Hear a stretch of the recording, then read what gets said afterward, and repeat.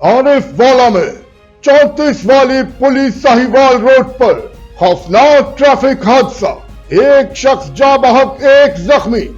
इस हवाले से तफसीलात जानते हैं हम अपने नुमाइंदे निसार अहमद अलवी से। जी निसार, हमें तफसीलात से आगाह कीजिएगा।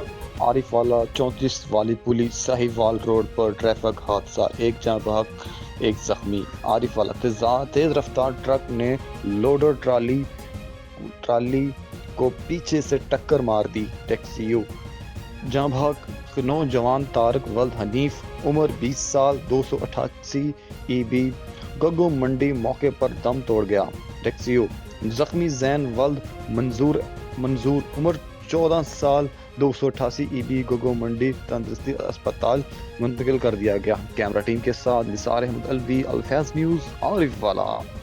बहुत शुक्रिया निसार, हमें तफसीलात से आगाह करने के लिए।